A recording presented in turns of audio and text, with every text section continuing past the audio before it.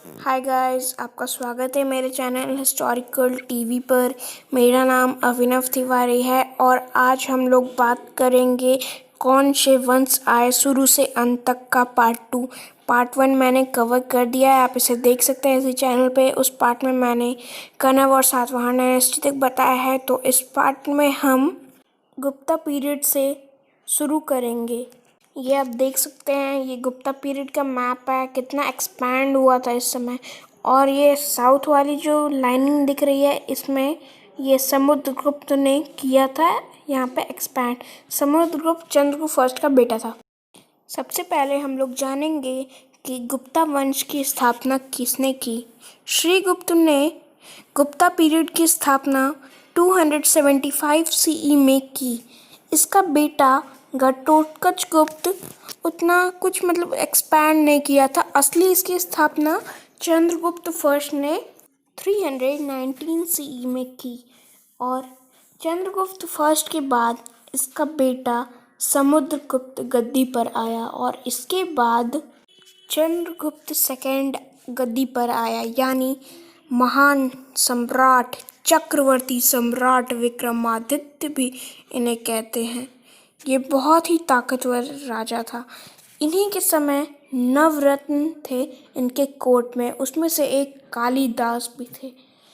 तो गुप्ता पीरियड के बारे में हम लोगों ने लगभग आधा जान लिया है। और गुप्ता पीरियड का लास्ट मेन रूलर स्कंदगुप्त था और इसका लास्ट रूलर विष्णुगुप्त था।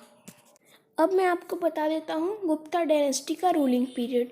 गुप्ता डायनेस्टी का रूलिंग पीरियड था 275 सी से 570 सी तक। जब गुप्ता डायनेस्टी डिक्लाइन हो गई तो ये मगध बहुत से किंगडम में बिखर गया। लगभग 100 साल तक ऐसा कंडीशन रहा और उसके बाद 580 में एक बहुत बड़ा साम्राज्य, वर्धन डायनेस्टी, इसे हर्षवर्धन एम्पायर, हर्षवर्धन की डायनेस्टी भी कहा जाता है, इसका गठन हुआ। इसका फाउंडर था प्रभाकर वर्धन, उसने कुछ किया नहीं। उसके बाद इसका हर्षवर्धन का भाई राज्यवर्धन आया। फिर उसके बाद द ग्रेट रूलर हर्षवर्धन आया। हर्षवर्धन ने, आप इस मैप में देख सकते हैं, हर्षवर्धन ने कितना एक्सपैंड किया था अपने कंट्री को, अपने एम्पायर को। मैं आपको हर्षवर्धन की एक फ़ोटो दिखाता हूँ। ये आप देख सकते हैं, ये हर्षवर्धन की तस्वीर है।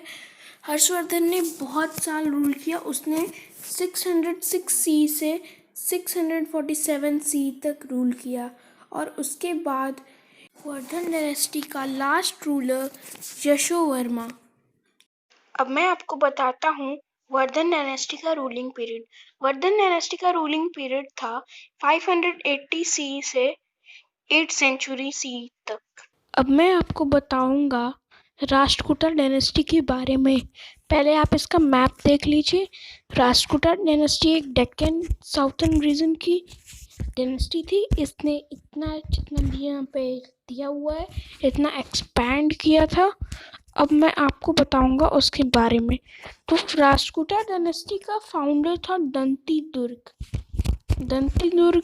इसका फाउंडर था। और राष्ट्रकूटा डायनेस्टी जो थी, इसका मेन रूलर अमोघवर्ष और दंती दुर्ग, ये दोनों, दंती दुर्ग याद रखिएगा, ये इसका फाउंडर भी था और इसका मेन रूलर भी था अमोघवर्ष। और राष्ट्रकूटा डायनेस्टी का आखिरी रूलर कक्का टू था। उसे करका भी कहा जाता है। जो थालीपा टू से युद्ध हुआ था उसमें वो हारा गया और उसके बाद राष्ट्रकूटा डायनेस्टी का अंत हो गया। अब हम लोग राष्ट्रकूटा डायनेस्टी के रूलिंग पीरियड के बारे में जानेंगे। राष्ट्रकूटा डायनेस्टी का रूलिंग पीरियड 753 सी से 973 सी तक था। तो अब हम लोगों ने राष्ट्रकूटा डायनेस्टी के बारे में पढ़ लिया है। अब हम लोग पाला डायनेस्टी और प्रतिहारा डायनेस्टी के बारे में पढ़ेंगे। देखिए, एक बात मैं आप लोगों को बताना चाहता हूँ। जब हर्षवर्धन का एम्पायर खत्म हुआ तो इसके बाद ये जो 3 डायनेस्टी थी, पाला, राष्ट्रकूटा और प्रतिहारा डायनेस्टी, ये तीनों डायनेस्टी जब एक ही साथ हुई थी और इस पीरियड को एज ऑफ 3 डायनेस्टी भी कहा जाता है। उन 3 डायनेस्टी में राष्ट्रकूटा डायनेस्टी, प्रतिहारा डायनेस्टी को गुज्जर प्रतिहारा भी बोला जाता है, और पाला डायनेस्टी जो तीसरी डायनेस्टी थी। तो अभी हम लोग पहले पढ़ लेते हैं पाला डायनेस्टी के बारे में। तो पाला डायनेस्टी का फाउंडर गोपाला था। गोपाला मतलब पहले हम आपको बता देते हैं इस डायनेस्टी का रूलिंग पीरियड। इस डायनेस्टी का रूलिंग पीरियड 8 से 12 सेंचुरी तक था। इस डायनेस्टी का मेन रूलर धर्मपाला था। धर्मपाला बहुत ही ताकतवर राजा था, और जब धर्मपाला का रूल चल रहा था तो आप इस मैप में देख सकते हैं कि कितना पाला डायनेस्टी ने एक्सपैंड किया था। ये थोड़ा वेस्टर्न पंजाब के साइड में भी चला गया था। और मैं आपको एक बात बताना भूल गया, राष्ट्रकूटा डायनेस्टी जब थोड़ी कुछ समय के लिए इधर बिहार साइड में भी अपना रूल ले आई थी, लेकिन वो फिर यहाँ से चली गई। तो अब हम लोग बात करेंगे प्रतिहारा डायनेस्टी, यानी गुज्जर प्रतिहारा डायनेस्टी। तो इसका फाउंडर था नागभट्टा फर्स्ट। ये उतना मेन रूलर नहीं था, इसका मेन रूलर था मिहिर भोज। ये बहुत ही ताकतवर रूलर था, इसने बहुत प्लेसेस को कंकर किया। ये इसलिए भी बहुत अच्छा मतलब बहुत ताकतवर रूलर था क्योंकि इसने कन्नौज को जीता 836 सी के अराउंड में, और ये बहुत ही ताकतवर रूलर था। और प्रतिहारा डायनेस्टी का लास्ट रूलर था राज्यपाला। अब मैं आपको एक चीज़ बताना चाहता हूँ इन तीनों एम्पायर के बारे में। इन तीनों एम्पायर को कंकर करना था कन्नौज, पर इन तीनों को करना था इसलिए इन तीनों में लड़ाई हुई। इसी को कहा जाता है 3 पार्टी स्ट्रगल। लेकिन लास्ट में प्रतिहारा डायनेस्टी के मिहिर भोज ने 836 सी के अराउंड में कन्नौज को कंकर कर लिया, उसे जीत लिया। तो अब हमने त्रिपाठी स्ट्रगल के बारे में पढ़ लिया है। तो अब हम जानेंगे पाला और प्रतिहारा डायनेस्टी का रूलिंग पीरियड। तो पाला डायनेस्टी का रूलिंग पीरियड 8 से 12 सेंचुरी तक था, और प्रतिहारा डायनेस्टी का रूलिंग पीरियड 8 से 11 सेंचुरी तक था। तो अब हम लोगों ने पाला, राष्ट्रकूटा और प्रतिहारा डायनेस्टी के बारे में पढ़ लिया है। तो अब हम लोग बात करेंगे एक ऐसी बैटल के बारे में जिसने इंडियन हिस्ट्री को बदल दिया, जिस समय से मुस्लिम रूल स्टेब्लिश्ड हो गया। जी हाँ, वही फर्स्ट बैटल ऑफ तरेन एंड सेकंड बैटल ऑफ तरेन। फर्स्ट बैटल ऑफ तरेन पृथ्वीराज चौहान और मोहम्मद घोरी के साथ हुई थी। इस लड़ाई को तो पृथ्वीराज चौहान जीत गए थे, लेकिन जब सेकेंड बैटल ऑफ तरेन हुई थी तो जयचंद ने मोहम्मद घोरी का साथ दिया और पृथ्वीराज चौहान को हरा दिया। और वही समय था फर्स्ट मुस्लिम रूल जब इंडिया में स्टेब्लिश्ड हुआ।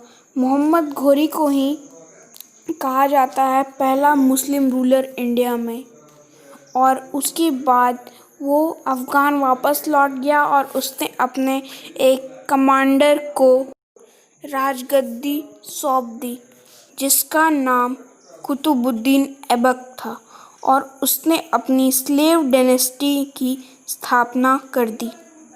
आप लोग देख सकते हैं ये कुतुबुद्दीन ऐबक की तस्वीर है। कुतुबुद्दीन ऐबक ने 1206 में सी में अपनी स्लेव डायनेस्टी की स्थापना कर दी है। स्लेव डायनेस्टी को मालमुक डायनेस्टी भी कहा जाता है। स्लेव डायनेस्टी का रूलिंग पीरियड 1206 से 1290 सी तक था। तो स्लेव डायनेस्टी कुतुबुद्दीन ऐबक के द्वारा खोजी गई थी, और इसके बाद कुतुबुद्दीन ऐबक का बेटा, उसका वंशज इल्तुतमिश आता है गद्दी पर। इसने 1210 सी से 1236 सी तक रूल किया।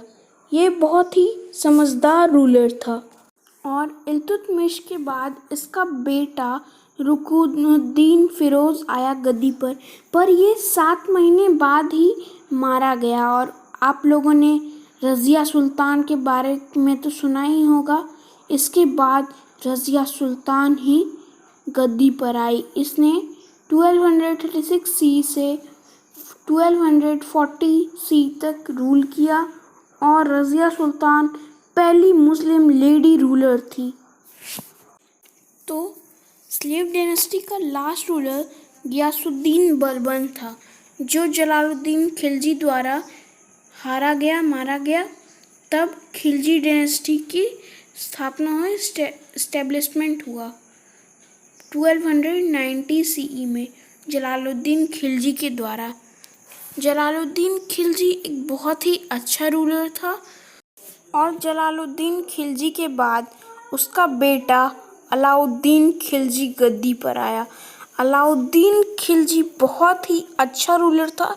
इसने अपने समय में अपने एडमिनिस्ट्रेशन सिस्टम को बहुत ही ज़्यादा अच्छा रखा था और अलाउद्दीन खिलजी के समय में ही 4 मंगोल इन्वेजन हुए थे इंडिया पर, लेकिन एक भी मंगोल जीत नहीं पाए। अलाउद्दीन खिलजी ने सबको हरा दिया। और अब हम लोग जानेंगे खिलजी डायनेस्टी का रूलिंग पीरियड। तो खिलजी डायनेस्टी का रूलिंग पीरियड था 1290 सी से 1320 सी तक। इसने मात्र 30 साल रूल किया। तो गाइस, अगर मैं इस वीडियो को और लंबा करूँगा और इस वीडियो में जानकारी दूंगा तो ये वीडियो बहुत ही ज़्यादा लंबा हो जाएगा। तो ये पार्ट 2 बस इतना ही रखता हूँ और इसके बाद कुछ दिनों बाद पार्ट 3 भी आपको अपलोड कर दूंगा और आप इसे देख सकते हैं इसी चैनल पर। तो दोस्तों, आपको ये वीडियो कैसा लगा? अगर आपको ये वीडियो अच्छा लगा तो इसे लाइक शेयर ज़रूर करें और इसे और नॉलेजेबल वीडियो पाने के लिए मेरे चैनल को सब्सक्राइब भी कर दें। Thank you. Have a great day.